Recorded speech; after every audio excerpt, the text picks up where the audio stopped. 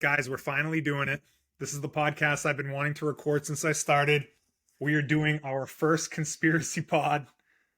Fun conspiracies, things that we've watched on TV, read about online, joked about, had conversations about. We're just bringing it up. We're throwing it on the table. We're seeing what we think's real, what's not real, and just having some fun. So you guys ready for it? Yeah, absolutely. 100%. Let's go. Are we going to try not to offend anyone? Is that a goal? Yeah. I think well, whether or not somebody's offended is on them. But we're gonna I think we should avoid the hot topics, right? Yeah. We're gonna hit some of the like legendary conspiracy stuff, maybe more fringe stuff, but nothing too topical, I think, to present day. Just like fun stuff we've joked about over the years and watched specials on or watched stuff on the Learning Channel about. Yeah, things that really don't have any political bias to them or nature to them at all. Yeah. And I'm interested to hear what each one of you come up with your topics, because I tried to they are mainstream topics that everybody's heard about, but something that you wouldn't that's not going to be prevalent right now. So I can't wait to hear. I feel like there's got to be a little bit of overlap, at least with some of mine. So we'll just see how it goes. I'm sure. Here's what we're going to do. We're going to go around. We're going to just throw out a topic. We're going to throw out some facts that we know about it, what we think about it, see where the conversation goes, and then we'll move on to the next one. We'll try to each do a few of them and have some fun. So who wants to get started? So I'll kick us off, Ren. And there's a little pun in that I'll kick us off, because the thing that's been going around recently, it's a big story that the NFL is rigged and scripted. And that's the conspiracy that we're going to start off with. Is the NFL scripted? Do they put a storyline out there? This year's biggest thing was the Taylor Swift effect and how much revenue that she created for the league inadvertently, or was it on purpose? Because that's the narrative they want, because it drove new viewership, and new viewership creates more sponsors, and more sponsors creates more revenue. And I think you can argue the fact that should the Chiefs have been there, did they get the calls? So let's talk about that. Let's open that up for discussion right now. That was the most watched Super Bowl ever. I feel like every year is always the most watched, but like this definitely contributed to some of that viewership. And who was the person that first said the NFL was scripted? Arian Foster comes to mind. I might be pulling that out of my ass, but I feel like Arian Foster made the first joke or alluded to like he got his script from the NFL in the preseason and it was like, oh my God. And that kind of fed into this over the past few years. Is that the running back? Running back for the Texans. Yeah. Okay. That was what, 15 years ago? Arian Foster, 15, 20 years ago? I think he was good maybe 15 years ago, but I think he only stopped playing like 5 or 6 years ago or something like that.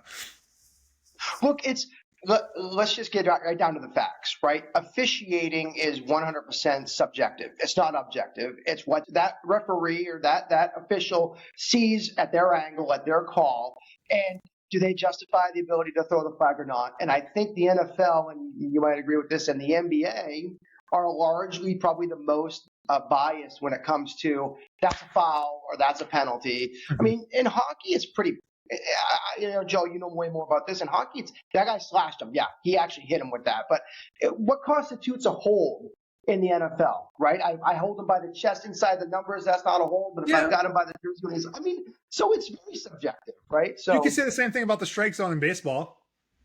Yeah. Well, you can, but now they're moving towards a AI system where it's balls and strikes going to be called towards. They're going to be trying that out in the minor leagues this year, where there's going to be balls and strikes called by an AI. So if that's the way it shifts towards baseball, and now they're reviewing all the close plays in baseball, you get challenges like football and basketball. So baseball's, I think, moving more towards objective than most other sports, I think. Mm-hmm. So, but again, digressing from the point of the football scripted, and it's exacerbated by what's going on with social media, right? All these these truthers that are coming out that are saying like, well, let's look at this. Like, how come the time was rolled back on this? And how could this be happening this way? And look at this, like the holding call in the divisional game I think it was a divisional game, right? Not the where the Chiefs and yeah, there was that cross route that was going on, and the ball wasn't out of Patrick Mahomes' hand yet, and they got called on the holding, and it's like, that's, to me, that was like a very subjective call where it's like, just let them play football. It's a very, very, and I think they would have set up for a first down, or they got the first down because of that. It was like 3rd and 7, and then ended up being 3rd and 2 with that 5-yard penalty, and then they got the first down. So it's like, the little things that go their way, right? So I'm not saying I believe it or not, but that's the first theory that's being thrown out there. Joe, thoughts? Right, I know. It's hard to not give it some serious thought. But, it is kind of odd with Taylor Swift kind of coming out of nowhere with Kelsey, and they do seem like a super odd match. She's super talented, super brilliant, and he's a good football player, but from what I've heard, he's like talking to a mailbox. I just don't really know what they would have in common other than maybe a physical attraction. But when you have referees like Matt was saying, where it's subjective, and there's a lot of factors where you've got a guy like Mahomes where he's very well liked by everybody. Referees like him, other players like him, coaches like him. I feel like there might be some type of tendency to give those guys calls. I don't think it may be intentional. I don't know. It's like in basketball. You're better players as they progress through their years. They get into their prime and they get all the calls. Mm-hmm. It takes time.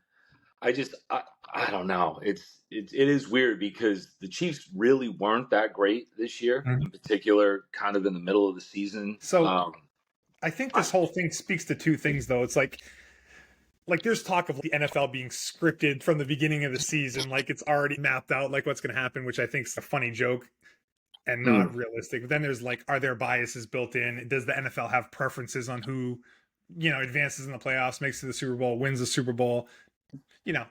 I don't know that you could ever say that it's actually scripted because they're still playing the game. People need to catch the ball. People need to tackle, all that sort of stuff. But are there biases in there? Do they have preferences?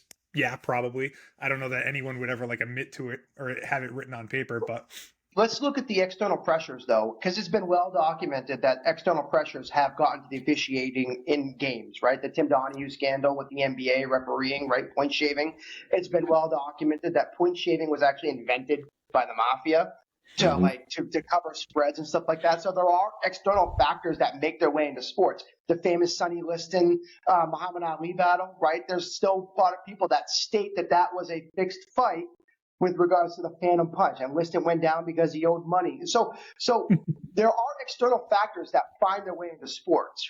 And I'm not saying the NFL wanted the Chiefs to win, but when the Taylor Swift effect started happening and viewership went up, they definitely wanted them to get them to the big game, or let's just say it was in their best interests for the Chiefs to be in the Super Bowl.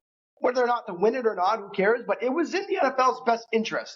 It is funny how it's worked out because the NFL is a freaking behemoth. And end of the day, everyone was going to watch the Super Bowl that watched the Super Bowl. Definitely there's more talking points and things like that, but it's not like they wouldn't have been okay if the Chiefs did make it to the Super Bowl and win. I just got one more thing that I want to say with regards to events shaping and shifting towards what could happen towards championships. Let's go back to when the New Orleans Saints won the Super Bowl. What happened that previous Katrina? summer? Right. Okay. Hey, Patriots after 9/11. Yeah, Patriots after 9/11. Didn't the Yankees make it to the World Series after 9/11? Right. Yeah, they lost to the Marlins. Is it something that galvanizes that team, or is it something that's a feel-good story with external pressures that kind of create that environment? I don't know. I'm just saying it's not the first time that the league has benefited from external environment creating more viewership. I mean, that World Series was widely viewed because the Yankees were in the World Series right after 9/11, right? I mean, they even delayed the playoffs because of 9/11 for that, right? I mean, so look at the Red Sox in 2013 after the Boston Marathon bomb. That's they weren't even that good of a team. No, they weren't.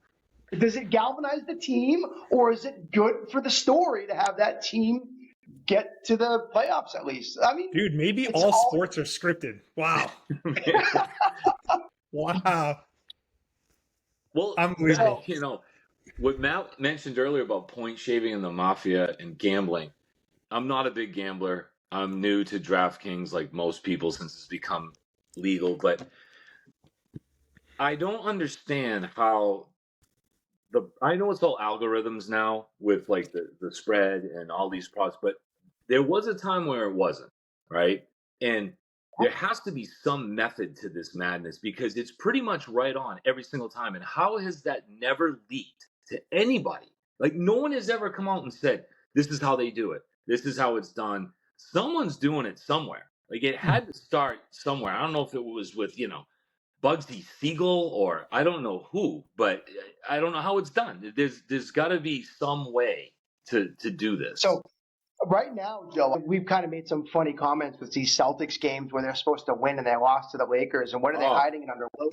They're hiding it under load management now, right? Like the players sitting on the bench because of load management. No, I mean, it's scripted. No, listen, I do think that this podcast is going to go 6 hours. I just want you to know that. Because we're we're 11 minutes. I'm going to keep this moving. I want you to tell me if you think that the NFL is scripted, unsure, or not scripted. My vote is that it's not scripted, although I do like the topic. What do you guys think? So I don't think it's scripted for per se of like they order events. I do think that there are external pressures put on, let's say, referees and stuff to say, hey, we'll call this game loose or let them play and stuff like that, because I mean, let's face it, it is a for-profit entity, right? And, their interests align with other people's interests. So I don't think it's scripted. I just think there are external factors that put pressures on outcomes. Yeah, I would agree with that. I don't know how you could technically hand out, really script it, but you can put certain factors in place at certain places in time that might have sway in some type of outcome. But remember, and this goes for in the entirety of the world, at least for the last 2,000 years. If there's money to be made, there's power to be had, and that's where money runs the world. It does. We conceded to that thousands of years ago. We said, this is how we're going to do it. This is how it's made. And this is what we're doing. And, it's where there's that much money involved, you can be sure that there has to be some type of nefarious actions. Love it.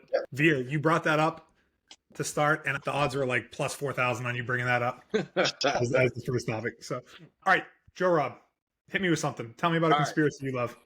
So this is actually something that I read about recently. It's not one that I had heard about long ago, because I've really been into this kind of thing for a while, being a history guy. And actually, before I get into that, I want to read a quote real quick.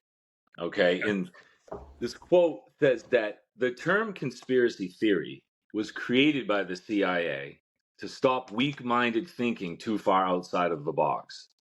They label anything they don't want people to believe as conspiracy theory so that no one believes it.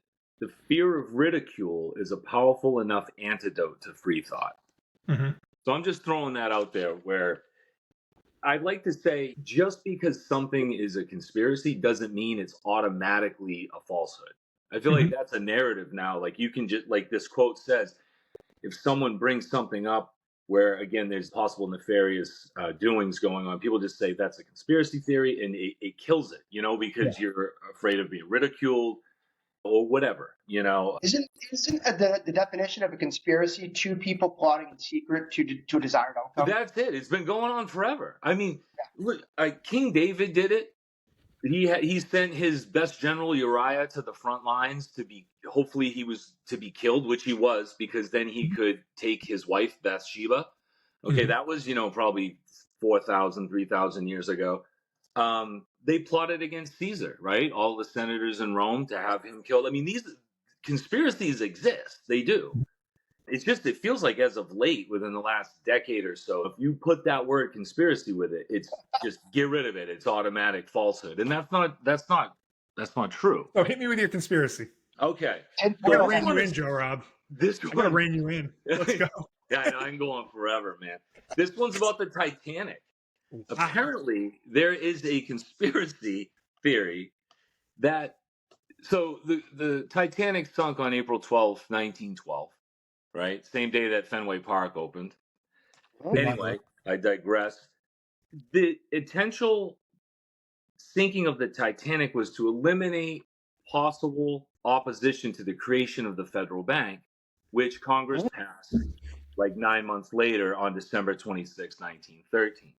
Now, the federal bank technically is unconstitutional, the Federal Reserve, because Article 1, Section 8 in the Constitution states that the Congress is the only entity that has the right to create money, to regulate it, regulate interest rates.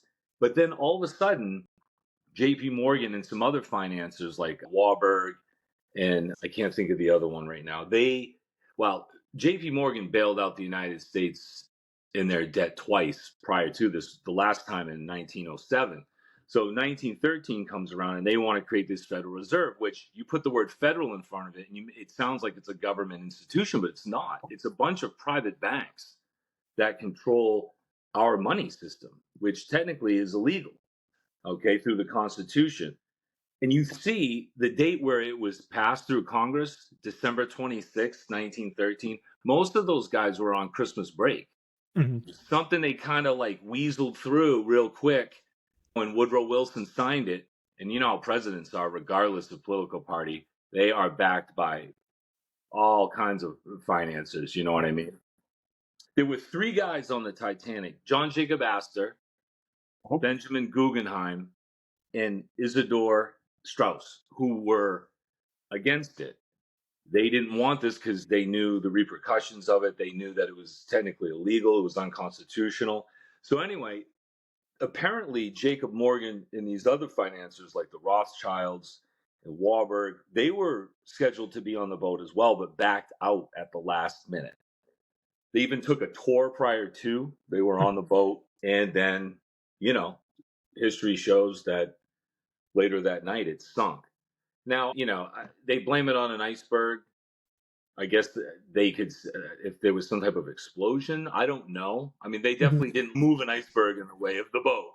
Or, you know, maybe, I don't know if you have the power to, you know, pay the captain, although he's probably going to die anyway. He did die. I don't know.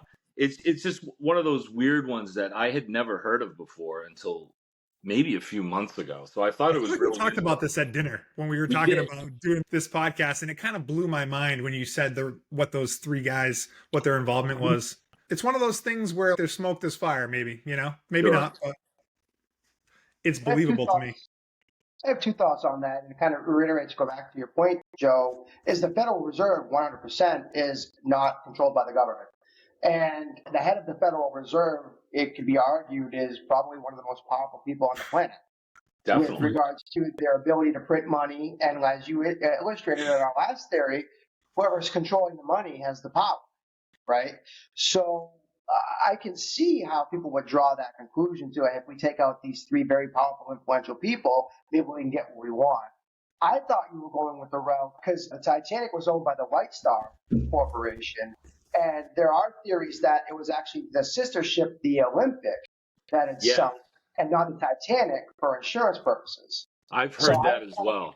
That's kind of where I thought you were going with that. But I did hear that theory too, that if we get these influential gentlemen out of the way, we can now head our route to being able to create this entity where we control the money of this country. But you have to keep in mind when that happened, the United States was not the most powerful country in the world yet, right? We're past the precipice of the Industrial Revolution, probably right in the middle of it, right? So we weren't an emergent country yet where there was this huge incentive maybe to be powerful men. Well, I mean, how powerful was the United States at that point in time in 1912? Probably ranked 20th, right? In military. I know militarily, we were, even our military was ranked behind Denmark. Yeah, we weren't like a force to be reckoned with by any means. So you look at it like I can see where they're going with that, but to what end, right? To control the money in a country that's probably ranked 20th at the time in the world. I don't know. Yeah, I don't know. I know that a big reason why militarily, though, we were so low as far as armaments and soldiers was because we really believed in an isolationist concept at that time. You know, we wanted nothing to do with European affairs. George Washington, that was one of the last things he said before leaving office, was to not get involved in European affairs, you know, because it just basically spelled disaster. We didn't have capabilities, nor did we want to be more police. Mm-hmm. Hey, listen, I love that conspiracy theory. To me, that is something that is believable, and I wouldn't say no to that at all. So it sounds like something you guys think is at least plausible. I don't doubt Possible, anything possible. anymore. I don't doubt anything anymore. I mean, I doubt it, but I don't doubt that it couldn't happen. You know what I mean? That's a good one. The thing is, something can be two things at once, right? Mhm. It could be a natural disaster that happened, right? And then these people could have benefited from it too. And then there are people that are going to try to link it to, right? So, yeah, interesting. All right. Love it. Way to start with that one. I didn't see that one coming. I am going to do a quick one that I think you'll appreciate, Joe, at the very least.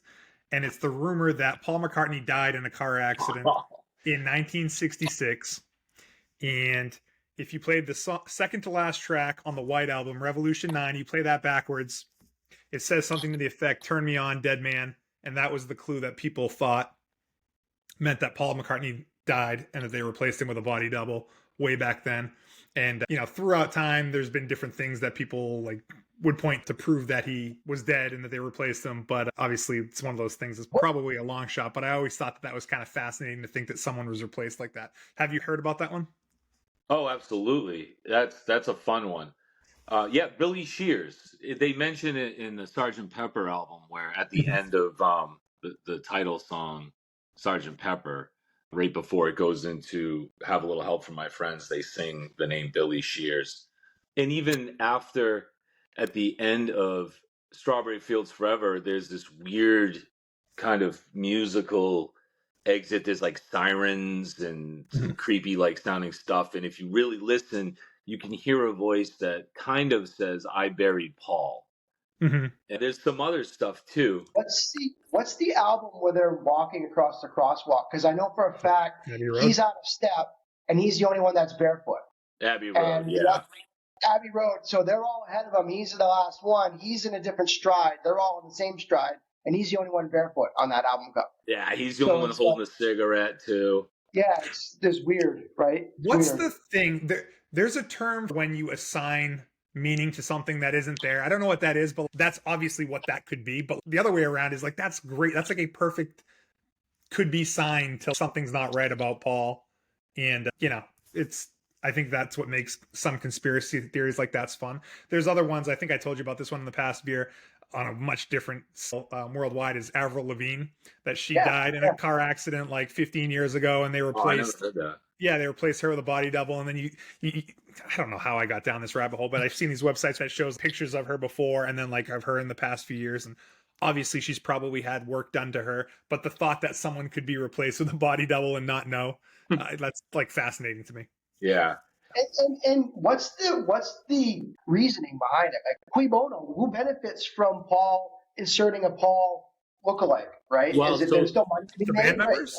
The Beatles do, because as of I think it was their last show was Candlestick Park in 1966, and they stopped touring because it was obnoxious. Everywhere they played, there were 70,000 girls screaming. They couldn't hear themselves. They didn't even have the proper equipment to play in front of that many people, so they really couldn't hear. If you look at some of the old footage of the Shea Stadium performance, there's a point where John Lennon is literally just dragging his arm up and down the keyboard during a song and laughing because it doesn't matter, right? No one can hear. So they just got sick. They had to ride to the concerts in Brinks trucks because of threats and all that. So they decided that done touring, we're just going to make albums, right? So their style of music changed. They came over from Britain, and they had that poppy, "I Want to Hold Your Hand," "Love Me Do," "She Loves You," all that stuff. And everyone else started to copy them. You know what I mean? And then they would take it in a different direction. John had this famous conversation with Bob Dylan in a limo one night where Bob Dylan was like, "You guys are great musicians and you sing great and all this, but your songs are garbage. All you do is write about love and girlfriends and things like that." And Dylan was a poet, so John took that to heart. So they started going in different directions. Now, the thing is, if you're not touring, you're not making that revenue. That's where most musical artists make their money, is through touring, a la back to Taylor Swift this year. Yeah. You know, she's a billionaire now. Record sales in particular back then it was hard to make money off record sales, you know? And so if you come up with a story, a fun story like Paul is dead and we have a body double named Billy Shears and we sing about it, the Sgt. Pepper band, it's going to entice people to go and buy that album more so than maybe they wouldn't, you know, and maybe even people who weren't necessarily Beatles fans are going to go now and get these albums to check it out because the Sgt. Pepper one has all these like cool little, there's a list that you could look up. Hidden things. Yeah, hidden things and what have you on there. So I think that is if they did do it on purpose, that would primarily be So self-propagating. Absolutely. Mm-hmm. All right, boys. I thought that was a fun one. Yeah, definitely. Good one, dude. Vire, number 2. What do you got for us? Are you ready for this one? I don't know that I am after your first one. You really don't. All right, boys. Jimmy Hoffa. What happened to Jimmy Hoffa? Where is he? Who knows where he is? Who took him out? Right? Because did the Teamsters actually take him out because he was getting too powerful and they didn't want him to be president again? Or did the mob take him out because he was getting too powerful and he was being too much of a force to be reckoned with? Did the feds take him out because he wasn't complying and he wasn't following in line with what they wanted him to do? So, and then the second thing is, you hear all these wise guys come forward over the year. I was the one that killed him. I killed him. I know for a fact he's in the old Giant Stadium. I know for a fact we kidnapped him. We took him cross state lines. He's in Detroit. Mm-hmm. You know, there's some reports that the feds nabbed him and they dropped him out of an airplane over Lake Erie. You know, and it's like, so the thing is, one of the things that catches me is the government didn't even declare him dead after 7 years of after investigating, and he didn't turn up. There was a large amount of people that thought he just went under, like he just laid low, wasn't kidnapped, wasn't taken. But the last known sighting of him was in the parking lot of a restaurant after meeting with a mob, like known mob, higher ups, yeah. Right? So the large consensus is he was taken out by the mob. Right, yeah. By somebody he probably knew, someone that trusted him that could take him. Because Jimmy Hoffa didn't travel alone; he had people with him, right? Yeah. So that's kind of like conspiracy theory. Who took him out, and where is he? Like, will we ever find Jimmy Hoffa? Where was the most recent place they went looking for him? I feel like a few years ago it was on the news that they thought they had a lead on where he was. I mean, I've always heard the 50-yard line thing, but was he in pouring cement in some other structure too? Like Detroit, Chicago. Sorry, I don't know the name of the development in Chicago, but basically everywhere that was Teamster run, that was a Teamster run large construction site. At that time, this was 1972, I think, that he was taken out. 75.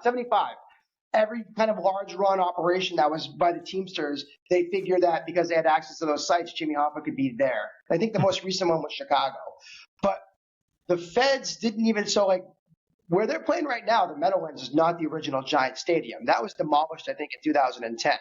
Yep. And the feds put so little credibility into him being in the 50-yard line or under the certain point in that stadium that they didn't even go out there when they demolished that. They didn't have any credence or any credibility behind that. So they didn't put any stock to that. So I don't know that we'll ever know where Jimmy Hoffa is. And conspiracy is a secret to cover something up to an end, right? So it's like, where is he? And will we ever know? Is he still alive? Probably not due to age, but no, weird. He wouldn't be now. Yeah, he'd be over 100. I mean, yeah, that's a fun one though. That's a thing for sure. That's a quick one, That's a quick hitter, right? And you guys can give your thoughts on it, but it's like it's just so far fetched, It's like it's weird. So, from my experience in my research studying the American Mafia, if they are involved in anything and someone disappears, like if it's highly likely that it was them, because they are known for getting rid of anyone that stands in their way of making money. Like it doesn't matter who you are, how much money you have, who you think you are, they will take you out. And especially back then, the Italian Mafia was super, super powerful. I know they still most likely are to a certain, capacity, but, You have a lot of other ones now, like the Russian and the Asian ones and all that. But anyway, the Italian mafia, turn of the century through the entire 20th century, was just this massive conglomerate. They were so powerful, so powerful. Hard to hold them accountable too. Now I feel like with like phones and cameras and tracking stuff, like maybe you could kind of piece together where someone like Jimmy Hoffa goes off of like other data points that didn't exist back then. Did you just throw that dude in a trunk? Freaking gone. Never. I mean, they kill their own. If you can kill your own people, your own family members, without a blink of an eye, what's a stranger? You know, and if Jimmy Hoffa is causing issues, and I'm sure they gave him plenty of warning, they probably just got to a point that like, no, enough. You know, we'll deal with the next president of the Teamsters. Yeah. See you later. Yeah. They could have taken him out into the harbor with cement shoes. You know, you're never gonna find that guy. There's no way. You know, never finding him, dude. You need someone on their deathbed to say something, and that's already happened various ways, and you can't even trust those people. And now they're all dying off anyways. So. Right. And now every different wise guy is coming forward. I was there. And it's like, who do you believe now? It's all, the truth is buried in everybody's lies coming forward, right? So I thought it is wild, though. Yeah. Love it, dude. That's always a fun one to talk about. What happened to Jimmy Hoffa? It's funny, though. All right, Joe Rob, what do you got for next one? We can't not talk about the pyramids. Dude, let's go. I'm ready. I just feel like I got papers. Let's go. All right, that's great. Because they're the only standing, one of the ancient wonders of the world. They're the only one left. These things are over 5,000 years old. So 5,000. Like, so, and we still can't figure out how they're built. There's all kinds of theories, but no one truly knows. Like, when you have the best engineers on the planet looking at these structures going, you know, if we had the best cranes in the world, it would take, 70 years to do that. And to have it mathematically all lined up with this, it's probably the most wild thing on this planet that has ever been researched and talked about. Can I throw some numbers at you? Yeah. So the Pyramid of Giza, and there's pyramids all over the world too, which is kind of an interesting thing because back then you're not able to travel around the world quite like you are now. So to think they're not all built exactly the same, but in general, you'd have to assume that these people all decided to do pyramids independently of each other. But the Pyramid of Giza is estimated to contain 2.3 million limestone blocks, each weighing on average 2.5 tons. And there are some blocks that weigh upwards of 80 tons in the lower levels. Of 80 tons. Come on. 80 tons. And like as far as proposed transportation for those blocks, they talk about sledges, rollers, a system of canals. It's like, dude, there is nothing that you can tell me, especially of those things listed, that make sense to me. Some of those are quarried hundreds of miles away. All of them are. All of them are. I mean, it's not like, So one of the fascinating things about me is if you want to tie this into who built the pyramids, right? Are we that's kind of what we're getting at. So we're going to get into aliens, okay? Because we got to go into the hieroglyphics. As you mentioned, there are pyramids in South America, Central America. There are step pyramids. There are pyramids. It's like you said, Africa, because Egypt's in the northern part of Africa, probably didn't even know that South America existed, right? So how do you get that type of building technology in two different spots, two different hieroglyphics of the same elongated headman, right? And the flying thing in the sky. Mm-hmm. It's just insane. It's Keep insane. this in mind too. In Egypt at the time, they did not have iron or steel tools. So what are you using? Dude, some of the cuts on these blocks are so precise that, again, engineers now don't really know how they did it, and they don't have the tools that you're talking about. You can't even fit a piece of paper in between them. You can't even slide paper. That's how precise they are. It's seriously the most wild thing on this planet you can even think of or try to figure out. I can't think of anything else that compares to it. I haven't checked the validity of this, but I saw a Facebook post, so it's got to be right? I mean, that's actually, I think that checks out. But the coordinates of the pyramids are the speed of light. Have you seen that Really? one? Yeah. The actual coordinates of the pyramids, all three of them, are the speed of light, and they actually match up perfectly northeast, southwest, and they're perfectly Orion's belt, right? Mhm. Isn't that kind of insane? Like when you think Yeah. about the That's really coincidence insane, of that. dude. If you have one block if you're even just a centimeter off, half a centimeter, fraction of a centimeter off at the bottom, by the time you get to the top of a structure so big, the points won't even add up. Yeah. You won't even be able to have a point. And that point was solid gold back when they were first created. Yeah. And then it was smooth limestone down the side. You could have seen those things glowing from hundreds of miles away if you were Mhm. walking or From traveling space. towards Egypt. If you think about it, you could have seen them glowing from space. So, like, if you're an alien, it's a mirror of Orion's belt looking down on the Earth. Yeah. Yeah, that's Isn't far that out. like, because the shiny part would reflect the sunlight. So if you're looking at it, it might have been observable from space the way they coded them. So that's insane to me. That's insane to me. Yeah. It's one of my favorite ones, hands down. Definitely. If someone put a 2.5 ton limestone block in my yard and told the three of us to move it, dude, I wouldn't even know where to freaking begin. Like, just without using vehicles and cranes and stuff like that, and just said, like, move it with anything you think that they had back 5,000 years ago, dude, that thing wouldn't move freaking 2 inches. You could take all three of our trucks and we wouldn't even budge. Yeah. Wouldn't even remotely move. It's unbelievable how I don't know. Randy, I think we can move it with those moving straps you have, though. Oh, those things are awesome, dude. Just throw those right over your shoulders. Boom. You move anything with Move those. that You're swing right. set, no problem. But I think, Matt, what you were talking about with the whole alien extraterrestrial topic, it's pretty much gotten to the point where I think everyone has kind of resided to the fact that in some capacity they exist. They've probably been here all along. I don't think it's something where we just got visited, all of a sudden. I think it's probably a situation where we've been here. They've been here much longer than us, So I've got a question, because there is another conspiracy theory in tangent with these pyramids that are aligned with the Sphinx. And there are some that think the Sphinx is way older than what they originally thought it is. There is some indications that the Sphinx has water erosion on it, which means that at some point maybe it was underwater. Mhm. And then if you look at the proportions of the Sphinx body with the paws to the proportions of the head, they think that Sphinx is so much older that a pharaoh at the time had the head recarved into the likeness of something else instead of what was originally there, because the Egyptians wouldn't get something that wrong.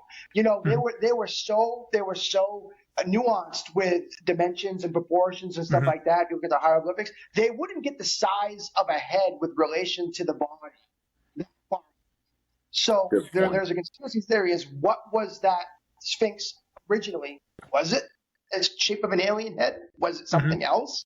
It's kind of neat to think about it too, and it's not that far from the Great Pyramids, So this whole theory is called the ancient alien theory, basically, like some variation of that. I mean, they have many seasons of a TV show. Like this, you can milk this topic a million different ways. That dude's freaking funny. What's his name? Do you remember his name? I don't know. I just call It's my single favorite thing, man, when it comes to old school conspiracy theories to think about. One of the classics. Definitely. plausible. So, all right. Anything else you want to add about it? I think it's plausible. I actually think it's like, I have not been presented with something that makes me think it's not plausible. Something's not right about those pyramids. Yeah, think about this too. All of the hieroglyphics on the inside, none of those walls have soot on them, right? So if you're gonna build a pyramid and then do artwork 5,000 years ago, is there electricity that you can bring in there to light up the way? So you'd think you'd have torches in there, right? Mm-hmm. So that you can do your artwork in the dark. But there's no soot anywhere. There's no residue of smoke, nothing. And they're not tombs, because there's not been one instance of anybody found buried in any of those pyramids. All the tombs are in the Valley of the Kings or somewhere else. So they're not sarcophagus, or they're not tombs for pharaohs, right? So I don't know. what are they? I thought they were like. I don't. If you look it up, I don't think any one of those Great Pyramids had any pharaohs in there. You know, I thought King Khufu and Khafra were buried in one of those. maybe after the fact, right? I don't So one know. of the things I'm reading is it says the internal chambers of the pyramids house the pharaoh's mummified remains, along with valuable goods and offerings for the afterlife. So I don't know. There's obviously a bunch of different pyramids throughout the world too. Maybe But this. when was he alive, and when is it estimated that he might have been placed there after? But Yeah, initially, I had thought, and I had read somewhere that the pyramids weren't built for that specific reason. Mhm. That they might have been entombed. They might have been entombed there after the fact, but they weren't built to that end. Well, right? dude, how could they be, right? Like, so say you built these pyramids. Say people built these in some crazy way that we were talking about before. Dude, it'd probably take like freaking 500 years to build from beginning to end. So are you really building it with the plan to have it be a tribute to a pharaoh right from the beginning? Like, I don't know. It's just so weird. It's also some type of a generator. Like it generates electricity power, some type of power within it. But it's so far, and correct me if I'm wrong, it's so far where all the rulers of Egypt ruled, right? It was not like they were like the Valley of the Kings is so much further south, and that's where it's thought that the Egyptian kingdoms were, right? They weren't anywhere near Cairo, where that is. Yeah, right. Yeah, I know. They even had they moved the kingdom south for a while too. Like, yeah, you're right. So it's really wild. It is. I mean, I don't know that we'll ever know, right? But I don't know. We absolutely will not, but I freaking love it, dude. I'm all in. I believe it.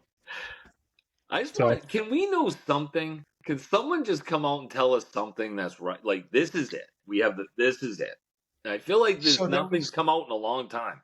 Disclosure. There was that whistleblower, Brandy, that was on the Rogan podcast that talked Snowden? about. No. The one that talked about David Grush. Yeah, Grush. Yes, talked about basically he couldn't acknowledge it, but he couldn't deny it. He was like basically saying, "Yeah, we've been visited before multiple times, multiple species, and have been going back." Yeah. Well, that we at least if they've been here all along and we've been visited, they probably would have taken us out by now if that was their intent. So we could probably rest easy with that, I suppose. I don't know. Pets, man. We're like. So what's that theory, Joe, that they were probably here thousands of years ago, and then we started getting visited again once the atomic bomb? Like the instances of sightings occurring after the drop of the atomic bomb basically gave them like, okay, they've achieved a technologically advanced weapon that can ruin them, that could kill them. Because up until then, it just took mass atrocities or a global event that could wipe out the human race. We weren't capable of wiping ourselves out until that happened, right? Yeah, they do say that the sightings increased around that time, and there's still talk of like a lot of these sightings happening around military installations where there's nuclear weapons, and that these things can like turn off the power to these things and take them offline. So that's a fascinating thing too. Maybe there are guardians, maybe it's like us explaining ourselves to a cockroach, right? You're going to explain to a cockroach that, we're a higher power. It's probably the same thing for us with them, Now, didn't what was that guy's name again on Rogan? Grush. Grush. I watched it. It was really good. He mentioned that the first one that was ever reported was from the Vatican to the United States government in the 1930s because they didn't want to turn it over to Mussolini and the fascists. Mm-hmm. So the Vatican went through back channels to get the United States on board with that. Another fascinating thing he said, and I thought that was very fascinating too, was that they recovered a ship through an archaeological dig as opposed to like a crash, something that had been in the ground for a long time, and they dug it up. Mm-hmm. I found that to be very interesting as well. And now the caveat is, this happened in 1939. We know what's going on at that time. Did we reverse engineer the atomic bomb from what we found in these crashes? Right? Where was that even on our radar? Like, where did the atomic bomb even come from? Like the concept of it, right? Splitting atoms, right? Originally, it's Einstein's theory. Oppenheimer. Yeah. But where is it? Like, is it reverse engineered, right? So It's a great thought, dude. I love it. I mean, not even just the pyramids, just the whole alien conversation is just a fun one to think about. Very. just think what we don't know. Just think what we don't know. Yeah. I know. Everything. So I'm going to move on to my next thing, which I think isn't that far. It's kind of adjacent to this topic, but are you guys ready for me to do that, or anything else you want to say? Yeah. No, go for it. So it's the idea that the moon landing was hoaxed. Ah, yes. And that's just like a classic, right? That's just like old school conspiracy theory. I remember up until I went to college, this was like not on my radar. And maybe it was on the radar for people for a while, but like not anything that I had any awareness of as like a 20-year-old kid. And then some special came out on TV. We all watched it in college. And ever since then, I was like, dude, we didn't go to the moon. And I don't know that I'm quite there mentally now, but some of the reasons why people would say that we didn't go to the moon. First is some of the photographs had lack of stars in the background. That's been questioned. The way the flag moves when it was planted, shadows and lighting in some of the pictures implied that there was multiple light sources as opposed to like it just coming from the sun. So you see like some shadows crossing each other, which doesn't really make any sense. So people say. There's talk of the Van Allen radiation belt, which is some period of space between the Earth and the moon, where they really think that like there's a potential if people traveled through that belt that they would die from radiation. And then just like in general technology constraints. I mean, if you really think of it, that the first time we went to the moon was in 1969. Correct me if I'm wrong. Yep. And we went back 2 times after that over the next like 5-10 years and haven't gone back since. Some people equate the amount of technology in the lunar module to being like a freaking iPhone, you know what I mean? Or less than an iPhone. This being like 10 times more powerful than the computers that they had. So to the fact that they think that we had the technology to do that causes some people to question the validity of it. What are your thoughts? So a few things on that. Is it one of Kubrick's films, Stanley Kubrick's film, basically The Shining, basically illustrating that he was the director for the fabricated moon footage? I think something can be two things. First off, I do think we went to the moon. Okay, I am going to be on that side. I do think that. And I think what we are a victim to here is that there's two things that happened. We did get some pictures while we were on the moon, and then we probably didn't get good enough pictures, and there was a PR attempt to stage photos once we got back from the moon to make it look like it, right?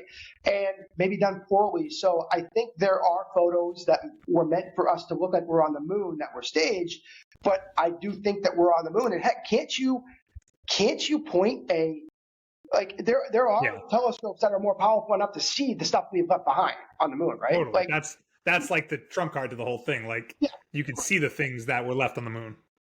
I think the reason why we haven't gone back is just because NASA budgeting, right? And the vice president of the United States is the head of NASA, right? Correct me if I'm wrong, Joe. Isn't the vice president? That's true. It used to be. I don't think so. Anyways, but what I want to say is the head of NASA does report to the commander in chief. And I do think that a lot of the things that were happening with regards to the Cold War, to our positioning, created a budget that we could not go back to the moon. It wasn't feasible to spend money for space exploration when we conquered that. We've been there a few times, right? What could we have to learn from going there? That's kind of my thought on that. Well, yeah, Kennedy in his inaugural address mentioned like that was what they wanted to do. That was good. That was a goal over the next decade, was to get to the moon. And that was definitely a race against the Russians. And so, like, Matt, I agree where maybe it wasn't at that point in time that we got there, but I think that we have been there. You know what I mean? Whether it was that exact date or not. And maybe, there were the photos weren't that great and they went back and had to redo some. I don't think there's just much going on up there. So we got there and we kind of moved beyond it. There is also a theory that this is pretty wild too, that the entire moon is an ancient space station. Yeah. They say it's hollow. Or I've heard that it's actually like a Death Star. And all the dust on that's just over thousands and thousands of years. It's just collected on there and is covering it. And That's very interesting. They say that it's because every single asteroid crater is the same depth. None are deeper than the others, which is really so weird. Interesting. So one of the other things that is attached to that is I think scientists like point microphones towards the moon when some asteroids would impact it. And they were all surprised to hear that it made like a pinging noise as opposed to like a different type of noise when you would expect an asteroid to impact a solid structure. So I always found that to be very interesting. And the size of the moon in relation to the distance between the moon and the Earth is very abnormal for our solar system. A lot of the other planets that have satellites that are much smaller or aren't as close, for the size comparison. So that's very interesting, dude. If you think about the moon is the perfect distance to create a solar eclipse. And then if it's inversely, there's the lunar eclipse. But then the moon is the perfect shape and gravity to create tidal forces. I think if you've ever heard how tides are created by the gravitational pull of the sun and the moon, and then you've got the high tides, the extreme high tides, where both the sun and the moon are on the same side and it's pulling more of it that way. So you got the extreme swings and you got the extreme low tides when it's on the other side and both the sun. So it's just, the moon is a phenomenal thing, and it's been protecting us for years from that. It's also a shield for us. It attracts things that might hit us, otherwise hit the moon, which it's really like and the Kaiser belt, I think, is which is between Jupiter and that protects us a lot too. That think of this belt too, that it's the moon phases are on a 28-day cycle, just as a woman's menstrual cycle is on a 28-day cycle. That's why in ancient civilizations, the symbol for female was the moon. Mm-hmm. Oh, I mean, it's just really, really odd that they would be on the same 28-day cycle. And humans are made up mostly of water. So, like if it can affect the tides, why can't it affect the way we are inside as well? Yeah, it's such a fascinating thing. I share a couple Stanley Kubrick things. Oh, yeah. Yes, absolutely. So one of the things, again, people would theorize that he filmed the moon landing, right? And there's even talk that he confessed to it on his deathbed, although that is, I guess, is hearsay at this point. But he died randomly, right? He died 2 weeks after making a big stink. What was the latest movie he released? Eyes Wide Shut. Eyes Wide Shut.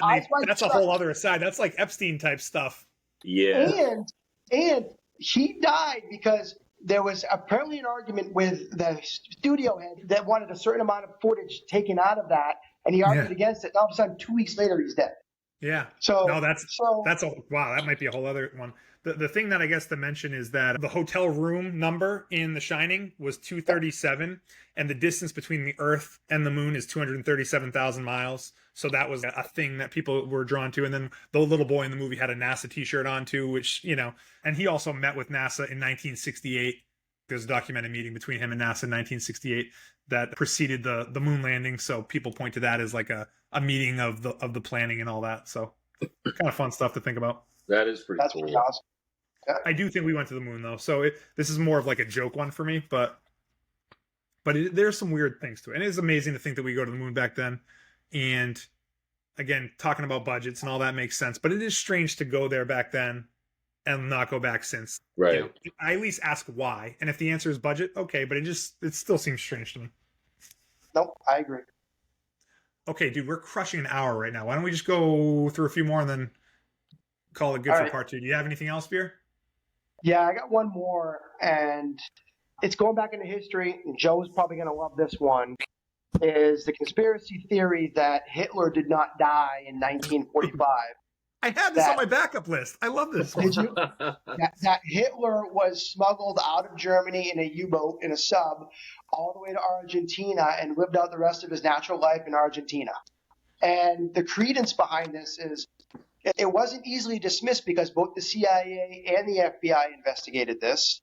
The Soviets did a botched autopsy and basically said he died of cyanide poisoning with no labs run, with no tissue taken, with nothing of that nature. And then it later came out that that was propaganda machine that was put on by the Soviet Union to corroborate that he actually was dead.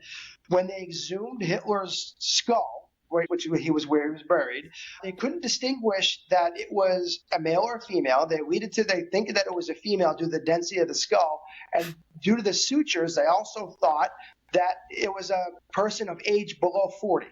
And we know Hitler was over 40, right? So all these things put together, and the one shred of evidence that they have, other than eyewitness corroborations, which anybody can fake an eyewitness, right? If you want the narrative to go through, was his bridge work, his dental work, right?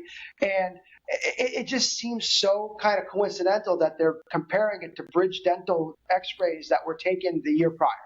Right. Mhm. So if I wanted to fake my death, if I saw the light, if I saw the way the war was shaping, and Joe, correct me if I'm wrong, Hitler was getting demoralized by the end of 1944 because of lack of advancement, right? And he made a fatal mistake of trying to attack Soviet Union, and the resolve of the Russian people. I mean, nobody lost more people in World War II than the Russians, right? But that just shows their resolve to not be conquered. So if he saw the way things were going and he wanted to fake his own death, he would just do a different dental scan of someone else and then kill that guy and then leave, right? So if you ask me how I want to fake my death and the way, you're going to do it is with dental records, okay, right. that's the story. Well, So there's a lot of validity to the story itself of smuggling Nazis out of that's right. Germany during World War II because There are of full Operation. Nazi towns in Argentina. Yeah, Like, yeah. Well, it was Operation Paperclip. That's documented. That's documented. That came out, I think, in 1976, where we were smuggling out Nazi scientists and doctors because we wanted to get their knowledge and technology before the Russians did. And it's interestingly enough, they all used Vatican passports to get out of. Wow. Yeah. Well, most Nazis, a lot of people don't know, is that they're on the books as Roman Catholic. Hitler was baptized as a Roman Catholic. So was Himmler, all those guys. Joseph Mengele. Mengele, yeah, Dr. Mengele, yeah. And curiously enough, or interestingly enough, that Pope Pius XII had no problem excommunicating every single communist on the planet, but did not excommunicate one single Nazi. So, so yeah, there were definite Nazis that were smuggled out. We took a lot of them, hundreds of them, maybe even over 1,000. And we gave them residencies at Ivy League colleges. Yeah. Princeton, Harvard. Was it because of the research that was going on that was obviously unethical and illegal, but basically all these internment camps and these Nazi prison camps, they were doing human studies on extreme exposure to cold, Siamese twins. If I poke this one, does this one feel it? Pain sensor? Like, they were doing these radical studies on the human biology that just wouldn't get green light anywhere else. You just couldn't do it anywhere else. So. And their technological advancements too, like their rocket propulsion, like they had V2 rockets, the V1 rockets, and we didn't have rocket technology at that time. So we wanted those guys. Von Braun, the rocket scientist, he was the one who basically was the forefather of NASA. You know? They had planes that were going 300 or 400 miles an hour faster than ours. They were their planes in World War II were documented, like flying around us. And that stuff makes sense to me. I don't see why. Like, that's different than I think what we're talking about with Hitler, right? Like, Hitler, it's more like an escape and lived out his life, not being known for what he was. Like, it makes sense to me that we would try to find a way to make those other things benefit us, but there's no like reason to help Hitler. Well, no. If you wanted to smuggle Hitler out, because it's well documented the Nazis plundered and pillaged most of Europe for its wealth, and if it's determined that Hitler was the only one that knew these bunkers where this wealth was, there is an interest in keeping him alive to find out where all the plunders went. I mean, that's one angle of it. Some of the stuff has never been recovered. Some of the documented things that were stolen out of France, all these historical artifacts and paintings that have never been recovered. And you see them, it's funny, you see them come up in auctions, and it's a whole other thing. But like you said, money is the driver, and some of these things are very, very, very, very, very valuable. So I don't know. Yeah, I can see your point there. From my point of view, though, and what I've studied is, I do think he killed himself. There is documentation through diaries and letters that women that knew him at the time, he threatened at least to commit suicide a few times in his life, He was a very dark, depressed person, and at this point in time, he was a drug addict. At this point, super hopped up on methamphetamine, and then using morphine to bring him down. He had a personal doctor that was he had his own Dr. Feelgood. You know what I mean? He was miserable. He had the onsets of Parkinson's disease. They believe his left hand wouldn't start shaking, so he was. By April 1945, he was a mess. He really was, and you literally could hear the bombs dropping outside his bunker in Berlin. Yeah. I think, and you found Goebbels and his wife Magda, I think her name was, and their 6 little girls or something like. Their bodies were there. I didn't realize that. Yeah, they all committed suicide as well. And his wife Eva Braun, she killed herself too. I think personally he did kill himself just because he had a history of being suicidal, and also he's just not a very stable person. And then his medical condition at the time was just terrible. He was a mess. Mm-hmm. Did you ever see the pictures of people that allegedly look like him from Argentina though? Those were kind of fun to look at. There's one of a guy that's maybe slightly older than him that looked just like him without a mustache, and then there's one of an elderly man that I don't see the connection, but obviously people try to say that it's him. It's fun to look at. To agree with you, I think it's plausible that it happened, but I don't believe it. You can see the rationale behind everything from the Soviet botched autopsy to, exhuming the skull and having some, questions about if it was really his skull, and but I do think the war ended with him. He died. So. Yeah. They were even saying that his health was so bad that even if he did escape, he probably would have died not much longer after. He was really hurting. Mm-hmm. But who knows? Dude, another fun one also on my list. So I'm out of conspiracy theories, but Joe, why don't you bring it home with one more for us if you have another one? Let's go super fun and cool old school. And what about the Sasquatch? Like, he's an interdimensional being. Right? Does the Bigfoot exist? Or did he even exist at one point? He's the all-time hide-and-seek winner of the world. All right. Love it. Love it. Yeah. I saw that T-shirt somewhere. Yeah. It is a fun one to think about Bigfoot. It is one of those things where it's like, all right, dude, at this point, how could you not find a Bigfoot hiding in the woods? But it is like it is a classic conspiracy theory. I tell you what, I wouldn't want to come across that thing in the woods. I'm all set. Okay, let's tie that into the Loch Ness Monster, Joe. That too, yeah. Love that stuff, dude. Some like crap grainy pictures from who knows when can be interpreted any way that you want. It's awesome. It's just it's never a clear shot. You know what I mean? That's what's so frustrating. You get that classic Bigfoot picture where he's like his legs kind of cross his body. Was he turned a little bit, looking back? Yeah, and that's definitely like a person. I would say at this point. But yeah, and a gorilla. Awesome. Super awesome. I would put Loch Ness Monster higher on the plausibility scale than Bigfoot. But hey, you never know. Didn't a recent video come out of someone shooting like a camera video from like, I don't know, probably like a couple miles away on the top of this mountain, and there's this thing sitting like almost like a Yeti, right? The Yeti version of the Bigfoot on the top of a mountain. Mm-hmm. And then like it stands up, and it's like if you look at it and scale to the mountain, it's like, geez, that thing's 10 feet tall, 12 feet tall, or something like that. I didn't see this. I'm going to have to Google this after. Rogan mentions it in one of the pods. I don't remember which one it was. And then he has Jamie play the video, and it's like, wow, that's Isn't he like, doesn't he look like a boulder at first? Yeah. And then they're all of a looking at sudden it, what is that? Stands up and you're like, whoa. Yeah, I'd have to try to find that video. But the setting's on a mountain, and it's like, it's kind of insane. So I don't know if that's been debunked yet, but that they do kind of point it out. It's like, wow, like how far that video is taken to scale. It looks like that's a huge thing right there, But I love it. I'm going to look for it afterwards. I'm choking on bringing it up. I don't have a Jamie yet, so I can't. Got to get a Jamie around. Maybe the budget will allow for a Jamie in a couple of years. Someone that can pull up videos and put it over the screen, or still shots that we can reference. That would be awesome. Would have been perfect for today's episode. So I think that's a fun one to end on. I'm not a Bigfoot guy, but I do love that one. It is a classic from the childhood. Probably, honestly, got me kind of interested maybe in these sort of things. Right? I would say so.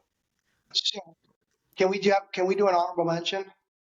Right. Bermuda Triangle. Bermuda Triangle. That's another one. And growing up, I thought quicksand was going to be more of a problem, but it's not. The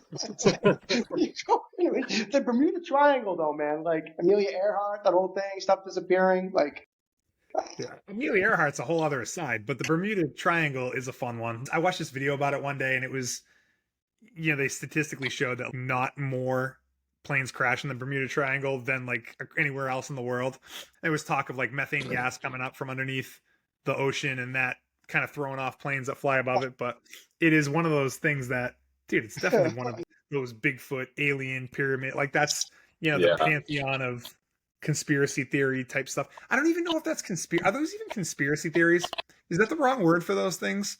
It's almost like, are those more like unexplained things, or are they just conspiracies? No, I guess that could be unexplained, the unexplained natural phenomenon. But I guess the conspiracy part could be that there's more going on than they are letting on. Yeah, right. That's true. I think this was a good pod, Ren. It was awesome. Dude, might be my longest pod when it's all probably said and done. So I really enjoyed talking about all these things. Kind of fun to go down memory lane. So I appreciate you guys doing it with me. Yeah, thanks a lot. It was great. We didn't talk about the biggest one yet. Oh, that one, there's a special coming. We should save that one for later on in the year, my man. Definitely. Dude, I think it's going to happen. I was even listening to a podcast earlier today about like some guy from the NSA just kind of laying it all out there as to some of the stuff that was going on behind the scenes.